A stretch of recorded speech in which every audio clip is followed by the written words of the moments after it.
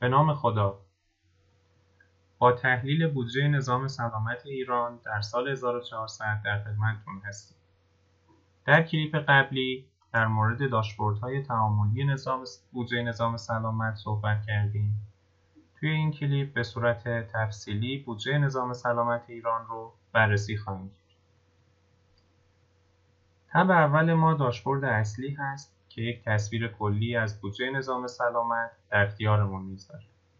در سال 1400 بودجه نظام سلامت 155440 میلیارد تومان بود که برای 94 تا دستگاه اختصاص پیدا کردیم و برای 72 برنامه تعریف شد. اگر منابع حاصل از تفسیر 14 بودجه رو هم به این عدد اضافه بکنیم، یعنی 26000 میلیارد تومان، بودجه نظام سلامت به صورت کلی برابر 181000 میلیارد تومان خواهد بود برای سال 1400. این مقدار حدود 20% بودجه عمومی دولت هست، یعنی 180000 میلیارد تومان از 930000 میلیارد تومان بودجه عمومی دولت. در واقع 1/5 بودجه عمومی کشور رو ما به حوزه سلامت اختصاص میدیم. ترکیب درآمدها همونطور که توی این نمودار ملاحظه میکنید 105000 میلیارد تومان مربوط به دانشگاه‌های علوم پزشکی هست، 20000 میلیارد تومان برای بیمه سلامت. جدا از دانشگاه‌های علوم پزشکی، ستاد وزارت بهداشت هم خودش بودجه قابل توجه 18000 میلیارد تومانی داره. پس از اون سازمان بهزیستی، جمعیت هلال احمر با حدوداً 2200 میلیارد تومان بودجه، سازمان اورژانس 800 میلیارد، دانشگاه علوم بهزیستی، سازمان غذا و دارو با 370 میلیارد، انستیتو پاستور با 220 میلیارد و بعد بقیه اجزایی که کوچکتر هستن رو در این داشبورد میتونید ملاحظه بکنید. مقایسه بودجه سال 1400 با 1399 نشون میده که بودجه از 96000 میلیارد تومان در سال 99 به 155000 میلیارد تومان در سال 1400 رسید. ما این اعداد رو بدون احتساب موارد مربوط به تفسیر 14 اینجا آوردیم. افزایشی که امسال داشتیم افزایش قابل توجه 61% بوده. در سالهای قبل ما حدوداً 15 تا 20% به بودجه نظام سلامت هر سال اضافه می‌کردیم، اما امسال این عدد حدوداً 61% شده که این افزایش بسیار قابل توجه. در وهله اول شاید گفته بشه که این افزایش هزینه‌ها به خاطر شیوع بیماری کرونا بود، اما محاسبات نشون میده که مجموع هزینه‌های تحمیلی کرونا به نظام سلامت حدود 3500 میلیارد تومان است که اگر این هزینه رو به عدد سال قبل اضافه بکنیم نهایتاً بودجه ما به عددی هول و هوش 100,000 میلیارد تومان باید میرسه.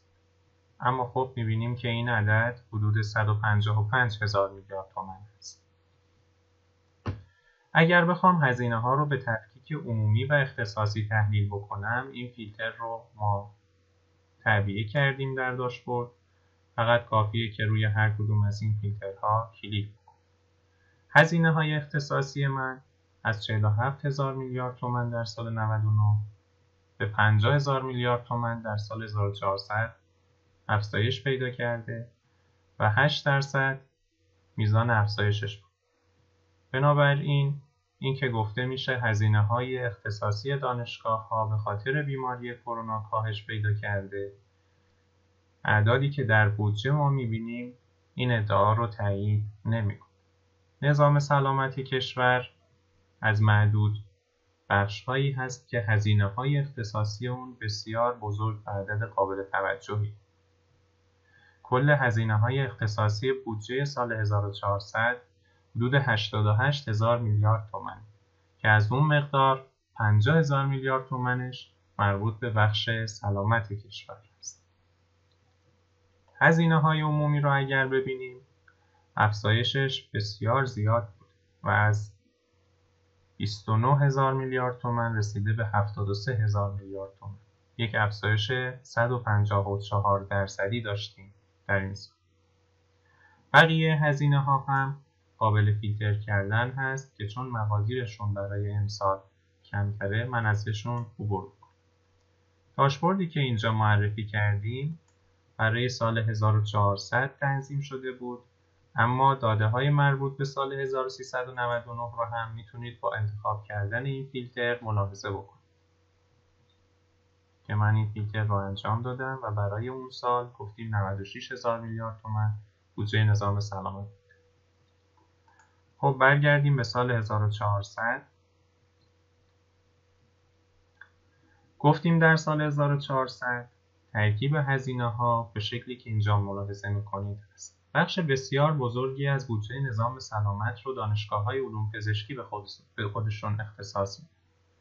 این عدد یک عدد بزرگ در حد 105,000 میلیارد تومان است. شاید بپرسید که آیا این بودجه با این بزرگی قابل نظارت هست یا نه؟ مطابق ماده 1 قانون احکام دائمی برنامه‌های توسعه کشور، متاسفانه دانشگاه‌ها از شمول برخی از قوانین مهم مثل قانون خدمات کشوری، قانون محاسبات عمومی، قانون مناقصات و غیره استثناء شدند و صرفاً به صورت هیئت امنایی اداره میشن. بنابراین دانشگاه‌های علوم پزشکی هم ذیل این ماده قرار گرفتند و متاسفانه علیرغم اینکه یک بودجه بسیار بزرگ را دریافت می‌کنند، از هر گونه رسیدگی مالی معاف هستند. بنابراین احتمال داده میشه که تخلف‌های پولی مالی در این قسمت هم مشهود باشه، چون هم بودجه بزرگی به خودشون اختصاص دادن و هم از هر گونه رسیدگی مالی معاف هستن. خب من بودجه دانشگاه‌های علوم پزشکی رو در سطوح پایین‌تری که اینجا ملاحظه می‌کنید، یعنی سطح 1 که دستگاه‌هامون هستن، سطح 2 که برنامه‌ها و مراکزمون هستن، سطح 3 زیر برنامه‌ها و سطح 4 فعالیت‌ها می‌خوام بررسی بکنم. فقط کافیه که روی دانشگاه‌های علوم پزشکی کلیک بکنید تا سطوح پایین‌تر و اعداد و ارقام کلی فقط برای دانشگاه‌های علوم پزشکی فیلتر بشه. خب در سطح 1 ما دانشگاه‌های علوم پزشکی رو داریم که دانشگاه تهران بیشترین میزان بودجه رو به خودش اختصاص داده. حدود 6,200 میلیارد تومان بودجه این دانشگاه هست که سهمش از کل بودجه دانشگاه‌های علوم پزشکی 5.9% است. بعد از اون دانشگاه شیراز با 5,800 میلیارد تومان، دانشگاه اصفهان با 5,100 میلیارد تومان و دانشگاه علوم پزشکی مشهد، تبریز، شهید بهشتی، چندیشاپور اهواز، ایران و ارومیه در رتبه‌های بعدی قرار گرفت. هر کدوم از دانشگاه‌ها رو هم بخواید جستجو بکنید، اینجا با نگه داشتن نشانگر موس روی هر دانشگاه اطلاعات مربوط به اون رو میتونید ملاحظه بکنید. برای اینکه بدونیم این اعداد مربوط به بودجه دانشگاه‌های علوم پزشکی چقدر بزرگه، ذکر این نکته کفایت میکنه که فقط بودجه 2 دانشگاه اول ما از بودجه وزارتخانه‌های بزرگ مثل وزارت نیرو، وزارت اطلاعات هم بیشتر. لذا نیاز هست که عرض کردم بودجه دانشگاه‌های علوم پزشکی و نظارت به این بودجه به صورت ویژه در قوانین و توی دستگاه‌ها مورد تاکید قرار بگیره. بودجه دانشگاه‌ها رو با هم دیگه دیدیم. کمترین دانشگاه من حدود 22 میلیارد تومان بودجه میگیره که دانشکده پزشکی قم هست، بودجه مستقلی جدا از کل دانشگاهش داره دریافت میکنه. ذیل سطح 1 که دستگاه‌ها باشن، ما یک سری برنامه‌ها یا کلان برنامه‌ها تعریف کردیم و یک سری مراکز هم ذیل هر دانشگاه قرار میگیرن. من فعلا فیلتر رو انجام نمیدم روی دانشگاه خاصی. به صورت کلی بودجه 105,000 میلیاردی دانشگاه‌های علوم پزشکی 83% که معادل 87,000 میلیارد تومان هست صرف برنامه بهداشت و درمان میشه. برنامه‌های آموزشی سهمشون حدوداً 15% هست. خب اینجا ملاحظه میکنید که اون چیزی که صرف عنوان آموزش و پژوهش میشه در دانشگاه‌های علوم پزشکی فقط 15% بودجهشون رو شامل میشه. مابقی بودجه صرف ارائه خدمات بهداشتی درمانی میشه. لذا یکی از نکات مهمی که ما بیان میکنیم این هست که دانشگاه‌های علوم پزشکی از لحاظ اقتصادی ماهیت آموزشی و پژوهشی خودشون رو از دست دادن و صرفاً تبدیل شدن به بنگاه‌های ارائه خدمات درمانی و بهداشتی. و این اعداد بودجه هم این ادعا رو برای ما تایید میکنه. در سطوح پایین‌تر شما میتونید بودجه پژوهشکده‌ها، پارک‌های علم و فناوری، برخی از دانشکده‌ها رو اینجا ملاحظه بکنید. در سطح پایین‌تر من برنامه‌ها رو دارم که سطح 3 هست. خب می‌بینیم از اون بودجه 105,000 میلیارد تومانی 54,000 میلیارد تومان برای ارائه خدمات درمانی هست.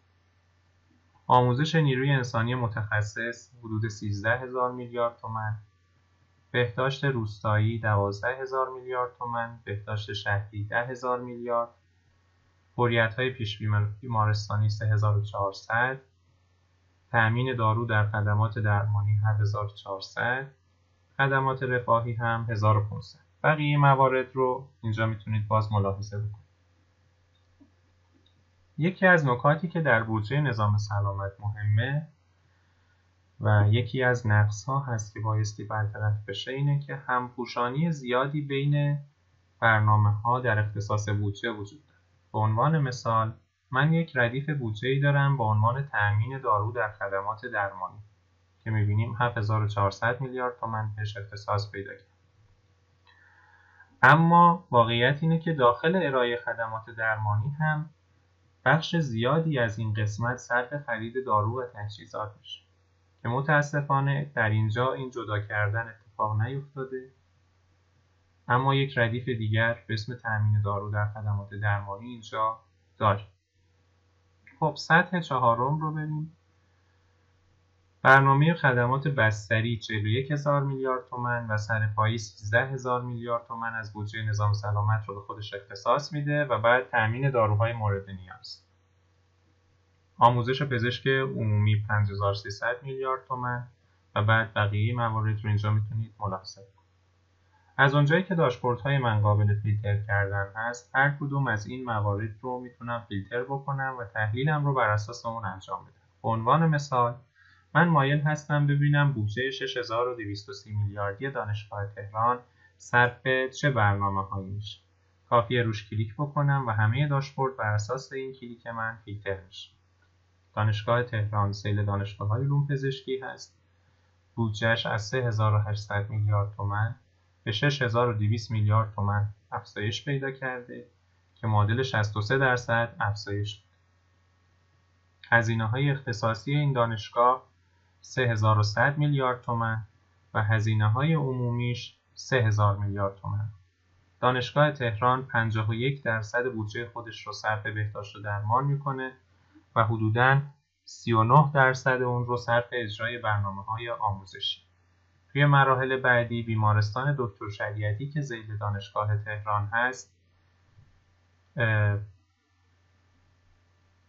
رتبه سوم رو کسب کرده. فقط دوستان توجه بکنید که من تیک عمومی رو فعال کردم، بایستی اینو برگردونم به حالت جمع کل هزینه‌ها و دوباره تحلیلم رو اصلاح میکنم. 68% هزینه‌های دانشگاه تهران صرف بهداشت و درمان میشه، 22% صرف برنامه‌های آموزشی و بعد بیمارستان دکتر شریعتی بیشترین بودجه رو گرفت. مراکز ذیل دانشگاه تهران، پژوهشکده‌ها، مراکز تحقیقاتی و غیره رو میتونید اینجا ملاحظه بکنید. برای هر کدوم از این دانشگاه‌ها من میتونم تحلیل رو انجام.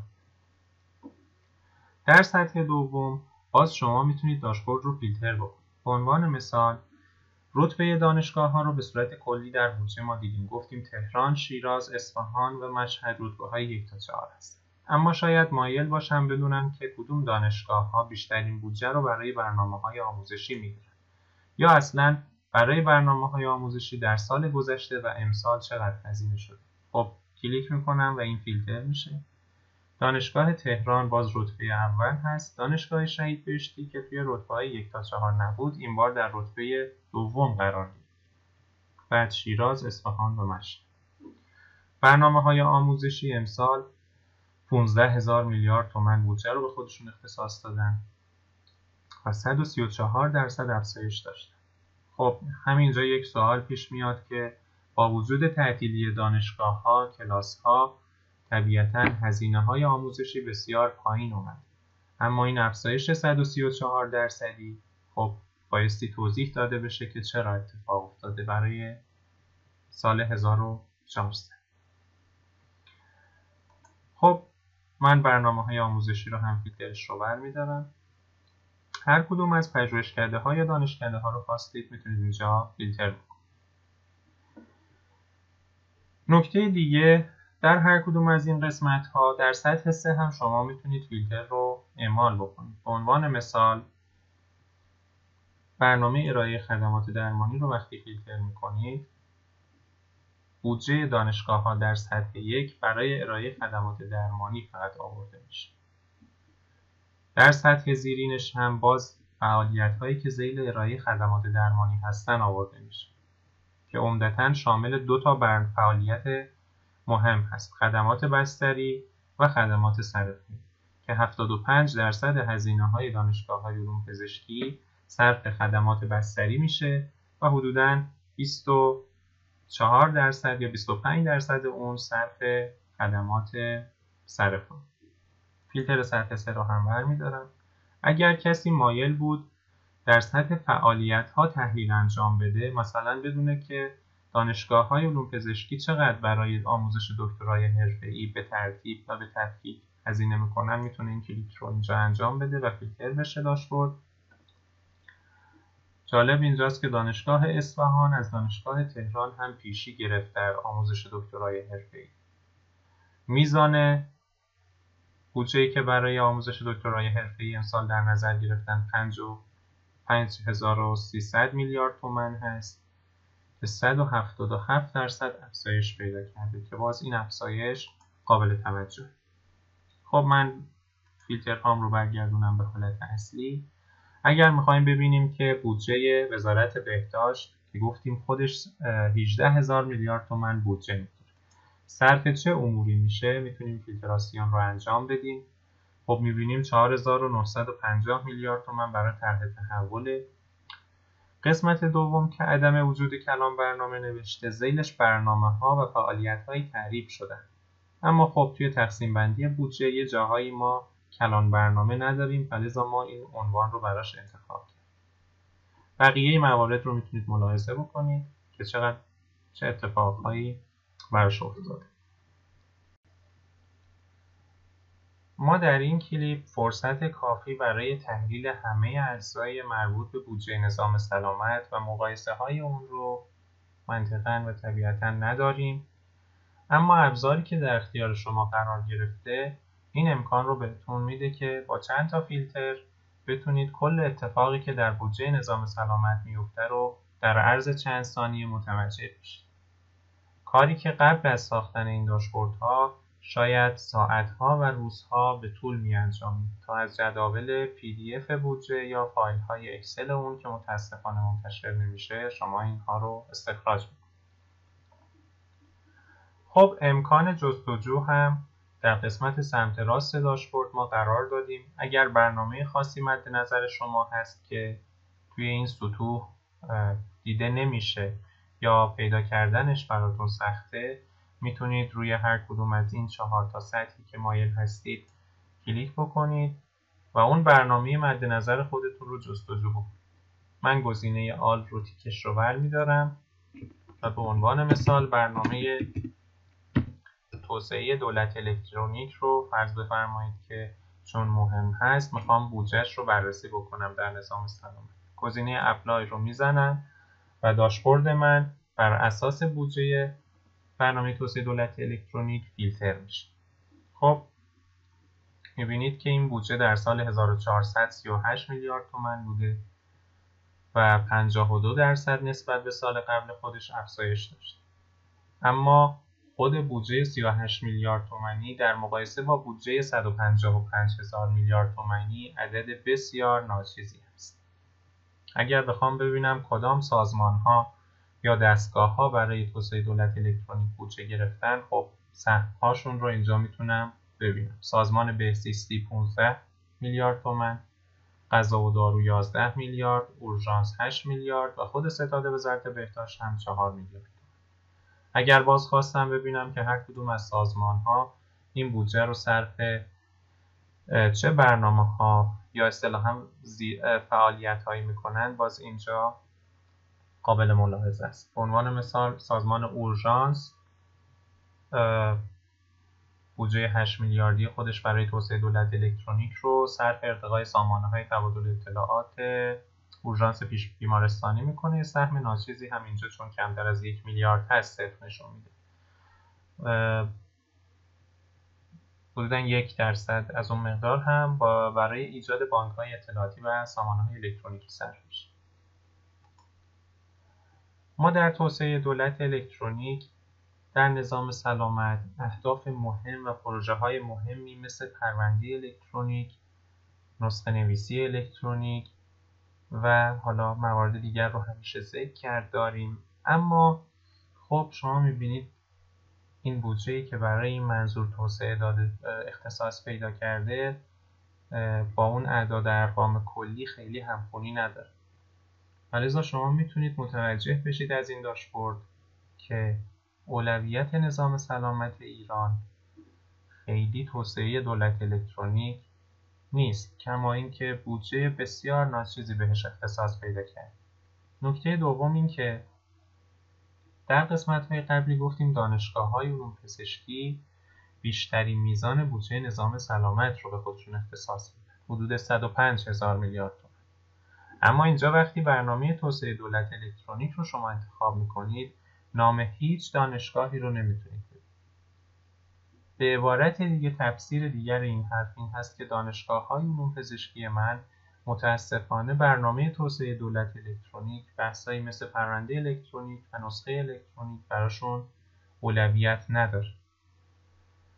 خب هر تحلیل دیگری رو شما میتونید اینجا انجام بدید. اگر میخواید فیلتر رو حذف بکنید و داشبورد به حالت قبلی خودش برگرده، میتونید این گزینه ضرب‌در رو بالا بزنید و داشبورد به حالتهای قبلی خودش برگرده. یکی از مواردی که باز شاید کسی علاقه‌مند باشه بدون بودجه‌اش چقدره، بودجه مربوط به طب سنتی توی قسمت سطح سوم یعنی برنامه‌ها قرار گرفته که من دوباره فیلتر میکنم. خب این بودجه 8 میلیارد تومان هست به وزارت بهداشت داده میشه، 5% امسال افزایش داشته و صرف این فعالیت ها میشه این بودجه که اینجا ملاحظه میکنید. خب باز شما میتونید ببینید که اصلا 8 میلیارد از 155,000 میلیارد تومان عدد بسیار ناچیزی میشه. لذا اینکه آیا برنامه توسعه طب سنتی جزو اولویت‌های وزارت بهداشت هست یا نه، خب اینجا شما می‌بینید که اعداد و ارقام حداقل این مطلب رو بیان نمی‌کنه. این در حالی هست که مثلا اگر تو این سطوح پایین‌تر شما بیاید بودجه ها رو ببینید، می‌بینید 24 میلیارد تومان فقط برای دانشگاه علوم پزشکی مجازی اختصاص پیدا کرد. یا به عنوان مثال از بودجه‌های دیگه فرهنگستان و علوم پزشکی حدود 40 میلیارد تومان بودجه دریافت میکنه. خب ما قسمت قبل دیدیم که برای طب سنتی حدود 8 میلیارد تومان و برای برنامه توسعه دولت الکترونیک حدود 38 میلیارد تومان بودجه اختصاص پیدا کرد. اما خب شاید برای نظام سلامت فرهنگستان و علوم پزشکی اهمیتش از توسعه نسخه الکترونیک و پرونده الکترونیک بیشتر هست که در اولویت ها می‌بینیم خب بودجه بیشتری هم بهش اختصاص پیدا کرد. قسمت اول داشبوردهای اصلی بود که من اینجا تحلیل این قسمت رو به اتمام میرسونم و وارد تب بعدی میشه.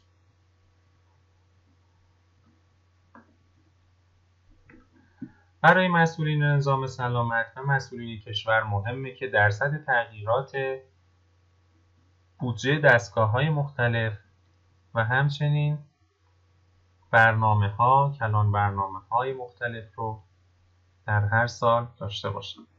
ما در تب دوم بودجه هر دستگاه رو در 2 تا سال آوردیم و میزان افزایشش رو در سال 1400. به عنوان مثال دستگاه‌های اصلی من اینها بودن: دانشگاه علوم پزشکی، بیمه سلامت و وزارت بهداشت که بر اساس بزرگیشون سورت شده. دانشگاه علوم پزشکی بودجهشون از 59,000 میلیارد تومان به 105,000 افزایش پیدا کرده، 78%. بیمه سلامت از 13,000 رسیده به 20,000، 53% و همینطور الی آخر. شما میتونید بودجه ها رو ببینید.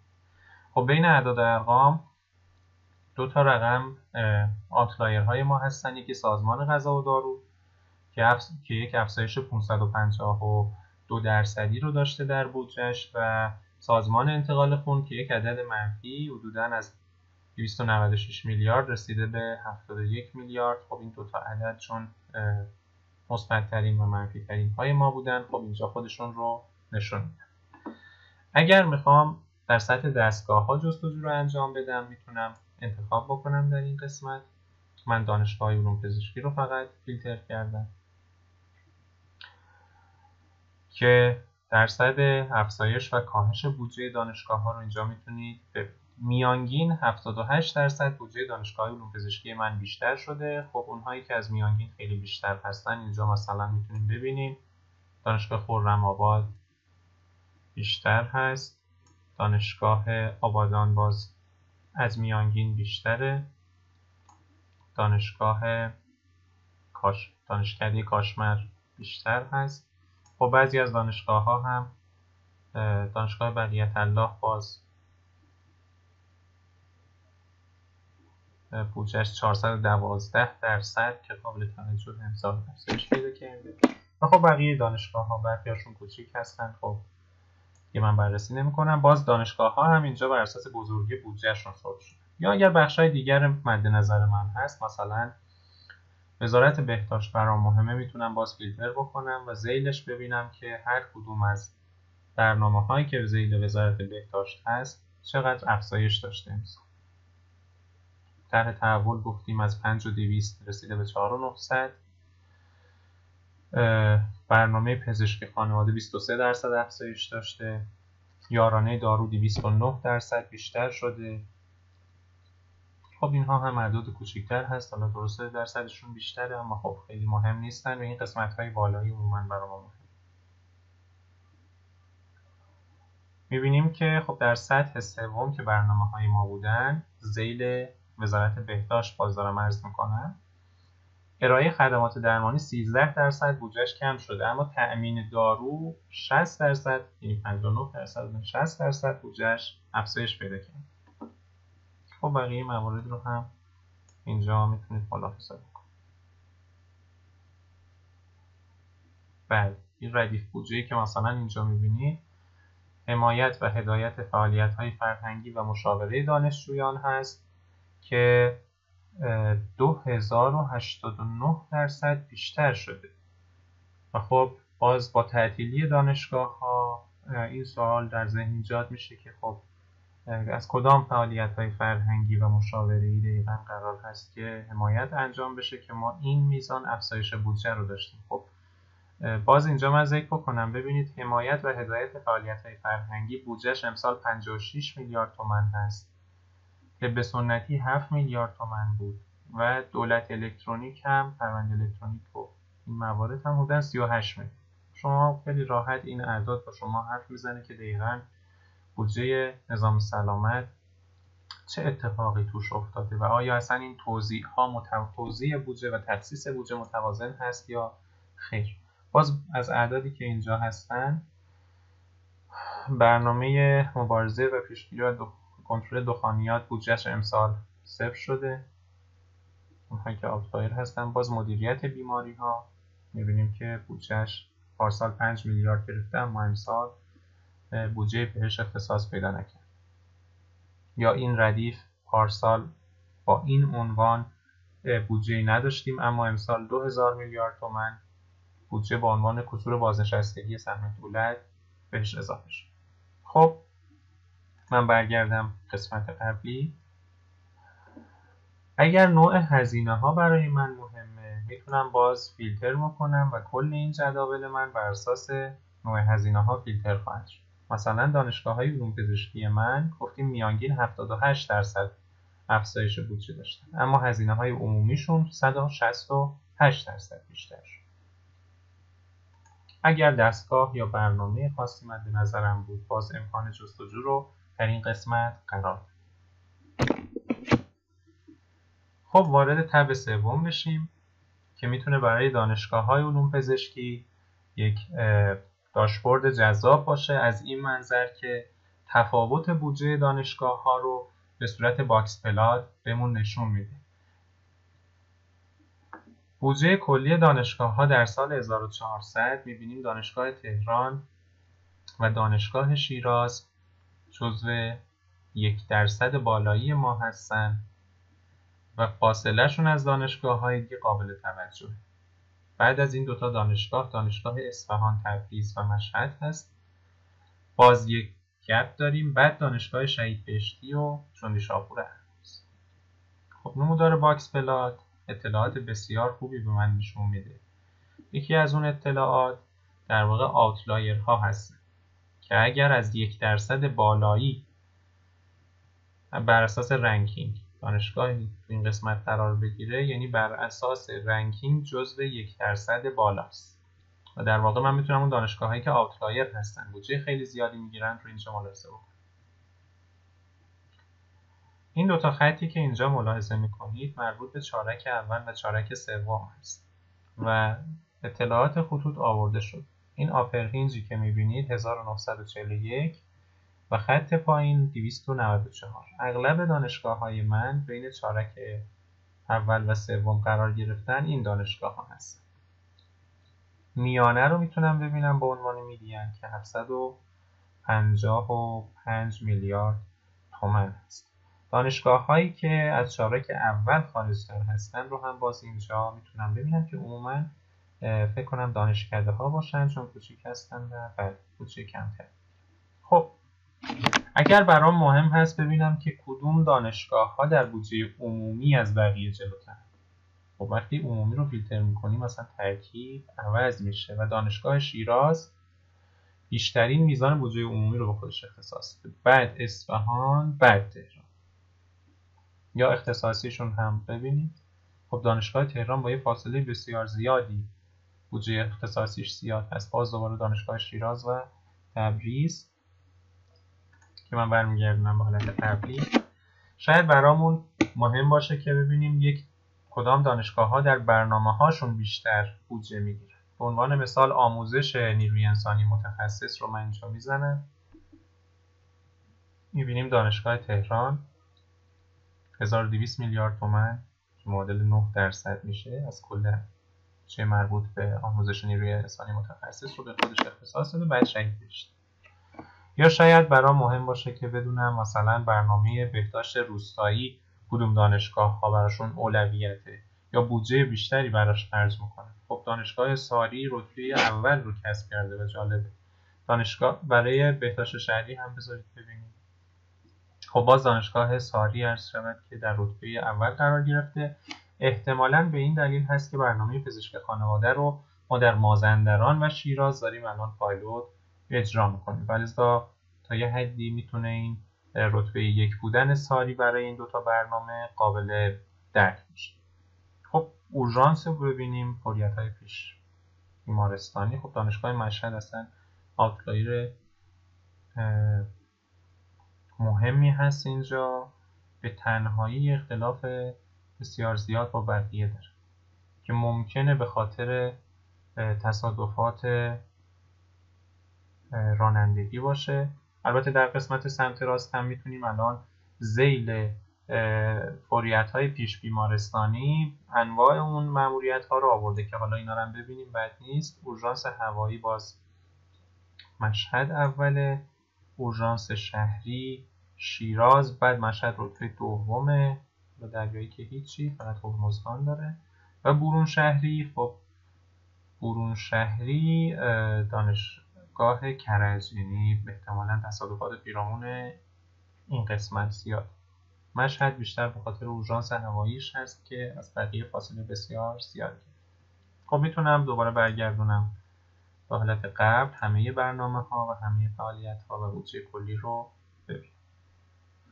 تحلیل ما اینجا به پایان میرسه. اون چیزی که بیان کردیم در واقع قطره از دریا بود برای تحلیل بودجه نظام سلامت. از این داشبوردها میشه نکات تحلیلی بسیار زیادی رو استخراج کرد که ما بعضی از اونها رو اینجا ذکر کردیم. تب آخرمون هم راهنما هست که در واقع منطق تقسیم بندی ما از کل به جزء رو نشون میده که حالا تو قسمت‌های قبلی در موردش صحبت کردیم. جزئی ترین بودجه ها در سطح فعالیت، بعد برنامه ها، بعد مراکز و کلان برنامه ها، دستگاه ها و در نهایت اجزای اصلی. امیدوارم که این ارائه براتون مفید بوده باشه. خدا نگهدارتون.